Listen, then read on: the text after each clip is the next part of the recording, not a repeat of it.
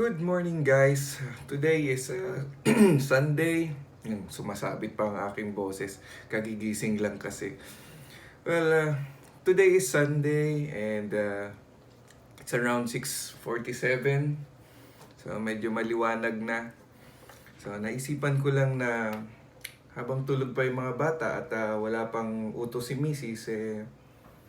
Habang nagkakape, makipagkwentuhan muna sa inyo. Isa sana sa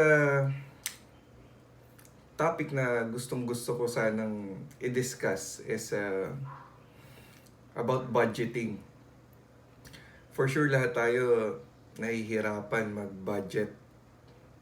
Kasi kahit ako ever since binata pa lang ako talagang wala ako naiipon. Parang kahit kumikita ka, isipin mo na bakit ganun? Kulang pa din. So maghahanap na naman ako ng trabaho, hahanap ng mas malaking sahod, and then ganun pa rin. Parang paulit-ulit lang. Cycle lang talaga siya. So nangyayari, hindi ko alam bakit lagi akong kulang. Kahit sabihin natin na tumataas naman yung sahod ko. Pero laging ganun, laging nagiging kulang. So, naisip ko lang i-share sa inyo yung mga pwede nating gawin at yung mga natutunan ko rin through the years na paano ba talaga ang tamang paghawak ng pera. Kasi guys, uma-attend ako before ng mga forum like kay Brother Bo, kay Chinkitan. Yan yung mga magagaling na mentor pagdating sa mga money tips. Pero sa katagalan talaga, kahit gustuhin mo mang i-apply lahat ng mga tips na nakuha mo along the way, kulang at kulang pa rin talaga. So naisipan namin na kaming mag-asawa lalo na ano ba talaga yung mga dapat nating gawin para matuto tayo mag-budget or makuha natin yung tamang sistema ng pagbabudget. At naisip namin na mas maganda siguro talaga na pag-isipan at alamin kung ano-ano talaga yung mga pinagkakagastusan mo. So I came up with 3 steps on how you can do an effective budgeting system. First is know your budget or know your source of income. Second is you need to know your total expenses, either monthly or weekly expenses. And of course, meron kaming na-inventong system. Sabihin natin na-invento, pero I will probably say na malamang may mga gumamit na rin ito. Ito yung envelope system. See? Envelope system. So, discuss muna natin guys kung yung first item. Know your source of income. Dapat kasi sa isang family na kailangan alam mo kung saan mo kinukuha yung budget mo. Yung mga pinagkukunan mo, yung pinagkakakitaan nyo as a whole family. Kailangan alam mo kasi na ito lang talaga yung nakukuha ko. And kailangan hindi ka na lumagpas doon. Kasi kapag lumagpas ka na doon, for sure, utang na naman yan. At yun ang iniiwasan natin. So when I say source of income, pwede yan yung salary. Kung may business kayo, isama nyo na rin yung business. So kailangan mong alamin kung ano yung mga pinagkakakitaan nyo mag-asawa. Then after that, kapag alam mo na yung mga pinanggagalingan ng pera ninyo, pupunta na tayo sa second step. Which is, you need to know your total expenses, may it be for a month, or maganda siguro kung magsimula ka muna in a month. Kasi para mas madali siyang i-calculate kumpara sa gagawa ka ng daily expense. Yung daily expense, napaka-dynamic niyan eh. So, parang ang hirap niyang ikalkula kumpara sa monthly expense. So, kasi kung meron kang fixed na source of income, for sure, meron ka ring fixed na expenses, monthly expenses. Ano-ano yung mga yon? Siyempre, unang-una pagkain. Kailangan siyempre gagastos ka sa pagkain, which usually yan yung medyo malaki-laki. Malaki na percentage. Yan ang kakain ng malaking percentage ng expenses ninyo. Kasi mas dynamic yan kasi hindi mo naman matatansya kung gaano ka nga ba kalakas kumain sa isang araw, di ba? Lalo pa kung may asawa at anak ka. Ayan, madalas hingi dito, nagugutom na ako, kain na tayo. Kain tayo sa labas. Yung mga ganon, mga biglaang gastos. So, yung pagkain, medyo dapat maluwag yung budget mo pagdating sa food. Other expenses like utilities, yan yung mga kuryente, tubig, ano pa ba? Internet expense. Yan yung mga dapat mong i-consider din. Pasensya na kaya, tinuubo-ubo pa ako. Ano? Kakagising lang kasi, takain muna tayo ng kape. Ayan. So, saan na ako? Expenses, utilities. Include nyo na rin yung gas, cable, ayan, gaya ng sinabi ko kanina, yung electricity. Tapos, nakalimutan ko pala yung dun pa sa, sa food. Isama nyo na rin dun yung groceries. Tapos, syempre, kung may mga anak kayo, at meron kayong mga nag-aaral, kailangan nyo rin i-consider syempre yung tuition fees ng mga bata. Though sa ngayon, mas kakaunti yung mga magiging gastusin ninyo kasi online na. So, because nga sa COVID, nag-iba na yung sistema ng pag-aaral. Pero, napansin ko lang din, kahit nag-iba na yung sistema, ganun pa rin ang tuition fee. Yun nga yung iba nirereklamo ng iba ngayon na why online tapos ganun pa rin yung prices ng tuition fee. Which is, labas na tayo doon. Kahit naman anong explanation nila is tatanggapin natin. Siyempre for the sake of our kids. So ayun nga, we need to consider din yung pag-aaral ng mga bata. And other expenses, which is kayo lang ang nakakaalam.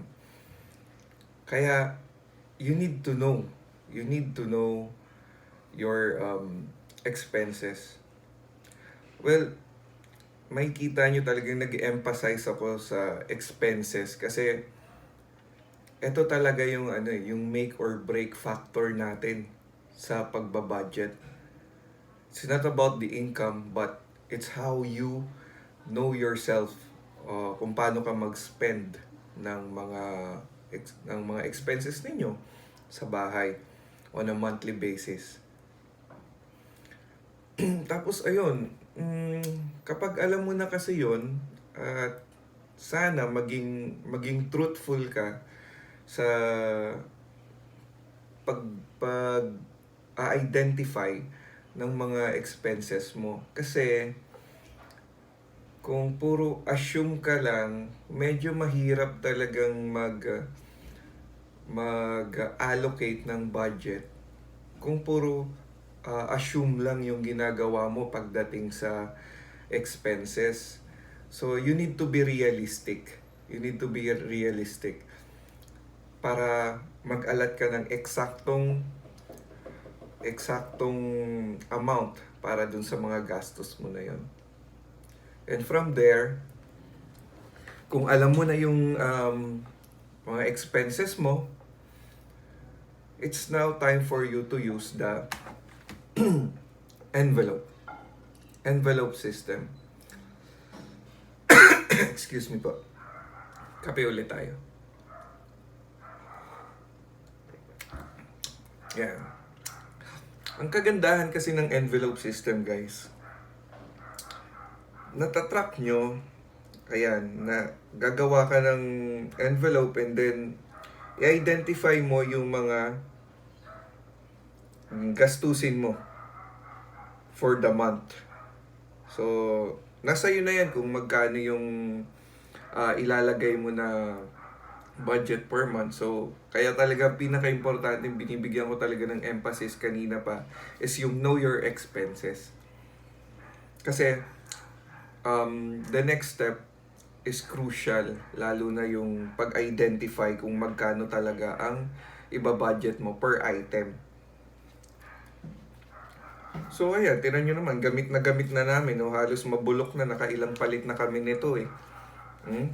Kakahugot. Minsan, yung iba malilinis pa kasi bihira lang hugutin. So, hindi pa ako nakakapagpalit ng iba. Hindi mo naman kailangan bumili ng envelope, guys. Kahit yung mga lumang envelope na binibigay ni Meralco, ayan. Libre lang yung mga yan. Hindi nyo na kailangan bumili. So, labas na to sa expenses ninyo. Ayan, pwede nyo yan gamitin as your means for making an envelope system. So, ayan. Indicate nyo lang kung ano yung type ng expense. Halimbawa, grocery. Ayan. Tapos lagay nyo, halimbawa, 3.5 monthly ang nakokonsume ko sa grocery. Which is, kalokohan to. Minsan tumataas pa yan. So, kaya, kailangan talaga sa food, kailangan mag-buffer ka talaga ng siguro mga 30% ng expense mo for the food. Yung na-allocate mo for food, talagang maglagay ka ng buffer na around 30%. Ano ba naman to? Sa panga. Ayan. So, ayun lang guys. So, kailangan lang talaga natin na maging matalino pagdating talaga sa pagbabudget. Kasi ito yung pinakamahirap talaga na i-achieve, yung kung papaano ka gumastos. Kasi every now and then may mga darating na gastos na hindi mo inaakala. Tapos isa pa pala, kailangan mo rin maglagay ng emergency fund. Emergency fund kasi hindi rin natin masabi, kumaga doon talaga tayo humuhugot ng additional na gastos. Kasi kahit sabihin mo na maganda yung systemize na yung expenses mo, pero wala ka namang inallocate para sa emergency fund, dun tayo magkakaproblema. Kasi matitempt ka na, saan nga ba ako kukuha para dito sa emergency na to? Teka, i-check ko. Meron pa pala sa food. Huhugot muna ako sa food ng 1,000. Ay, may natira pa pala sa grocery. 2,000. Kunin ko muna, babayaran ko na lang. So, then and there, nagulo na. Nagulo na kagad yung budgeting mo. So, balik na naman tayo ngayon sa item number 2, which is knowing your total expense. So, kailangan talaga alamin mo kung ano yung mga pinagkakagastusan mo. And, mag-allocate ka ng para sa emergency fund.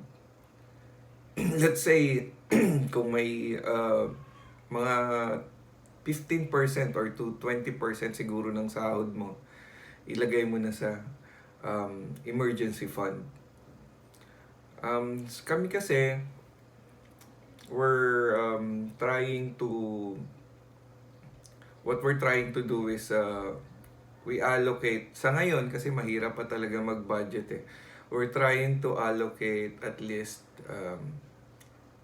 3 to 4 months na kahit wala kaming trabaho, kaya naming i-sustain yung pagbabayad ng mga bills namin.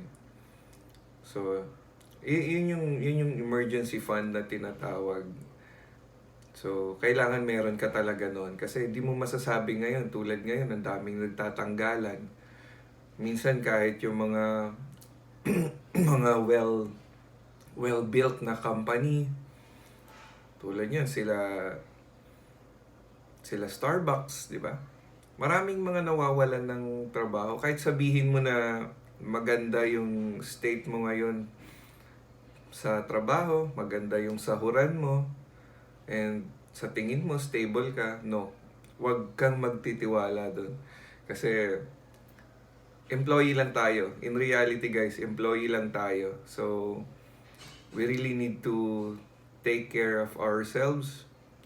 And hindi dapat natin iasa sa mga employer natin yung kinabukasan natin. So, it's up to us to know your budget and alamin mo kung papaano mo aayusin ito.